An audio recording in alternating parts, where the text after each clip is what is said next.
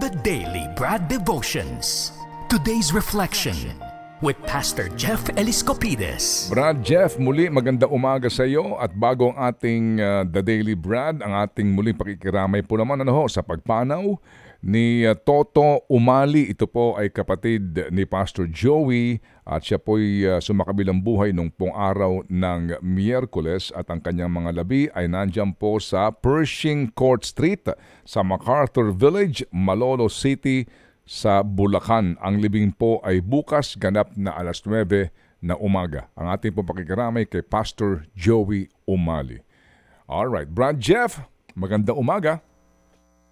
Magandang lalaki ka, Ted. Of course, good morning, Cha. Yeah, good morning, Ted.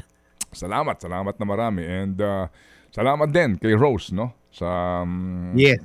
For sharing. At ako humahanga din at saktong-sakto nga yung binanggit mong aral kahapon na kanyang nasabi, no?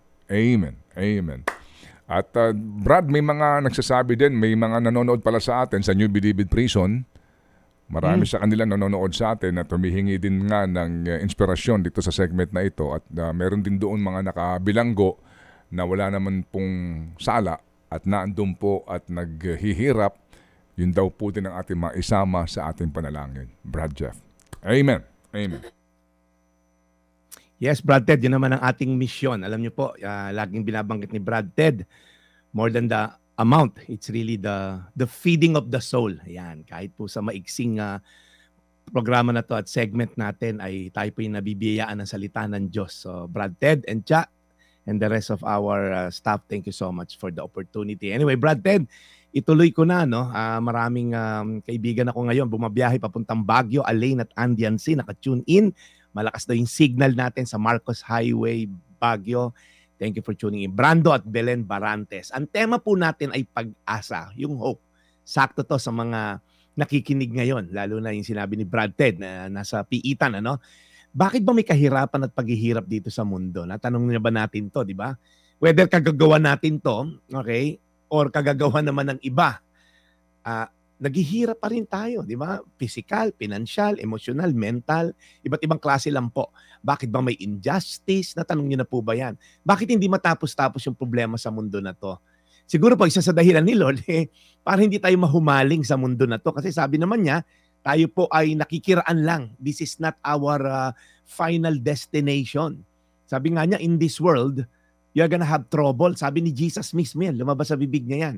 Kaya inassure niya yung mga tao, huwag kayong bigla kung may gulo dahil itong mundo talaga na to ay maraming kaguluhan. Hanggat present ang kasalanan, talagang mayroong paghihirap. Yan po kasi ay dulot ng kasalanan.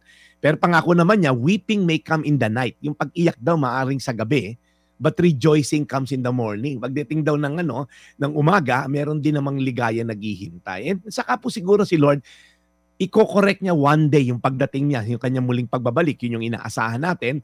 Lahat ng pagkakamali, injustice, lahat yan, yung mga ni-report ni Brad Ted at ni Chacha ting umaga, bakit namamayagpag yung mga corrupt, one day po, meron tayong paghuhukom at this judge ay hindi po mababribe.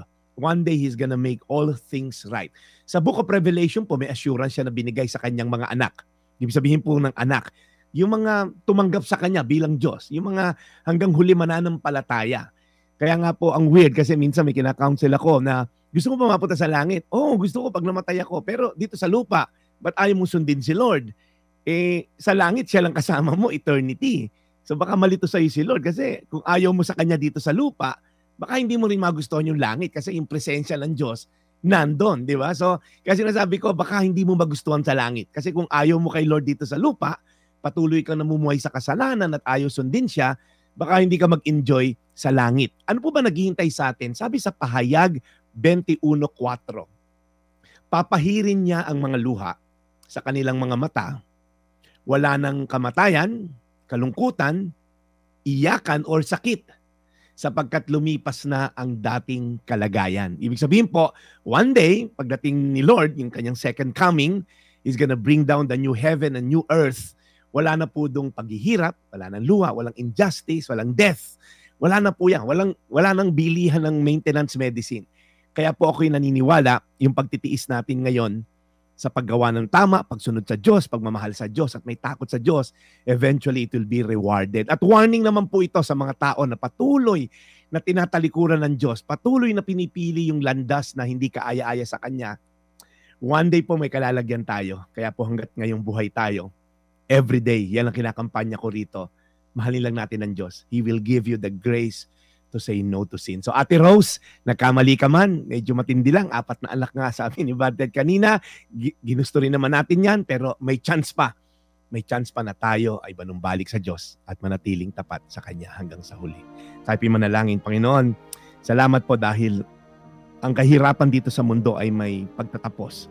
Na one day, i-renew mo lahat, i-restore mo lahat na ginawa ng kasalanan nung pinapasok to ni Eva at Adan. Pero Lord, again, habang kami ngayon nabubuhay sa mundo na to, hindi naman ibig sabihin kailangan kaming mawala agad. We can live our lives, Lord God, na magandang ehemplo sa mga tao na nauubusan na ng pag-asa. Lord, mamuhay kami na puno ng pag-asa dahil kami nasa piling mo. Salamat, Lord, sa mga taong katulad ni Ate Rose na alam ko na biyayaan ng salita mo. May financial, yes, pero Lord, yung pera na yon, magagastos din niya yon, ilang buwan lang. Pero yung salita mo na nasa puso niya, ay habang buhay niyang dadalhin. In fact, maitatawid pa niya sa eternity papunta sa langit. I-bless mo siya, pati ang kanyang 4 na anak sa pangalan ni Jesus. Amen. Amen. Panginoon, muli kami dumudulog sa inyo. Alagaan niyo po lagi si Brad Jeff, ang kanyang pamilya, at ang kanyang mga kasamahan sa kanilang pong pamimisyon para po sa ating pong pagtatagumpay sa pagpapakalat po ng magandang balita. In Jesus' name we pray. Amen. Thank you. And Brad Jeff, no, bago tayo magpaalam, may mga updates lang tayo. Si Happy Pare nagparamdam. Marami ho ang lumuluha pala habang nagkakwentong buhay po si Rose at humahagulgol. At itong mga luhang ito, I'm sure sa mga nakikinig sa atin na nakikiluha kay Rose ay paglinis muli sa ating mga mata para ho natin masilayan ang katotohanan na marami po naghihirap sa mundong ito. Amen. Amen. Cleansing of the eyes. Alright, sige. So Brad Jeff, mayroon ba tayong event na maaari naming abangan ngayong Friday or even tomorrow or Sunday? Go ahead. Brad Ted, as always, ako po ay may regular preaching tuwing Sabado alas 4, Rebuild City Church. Yan po hanapin nyo sa YouTube at Facebook.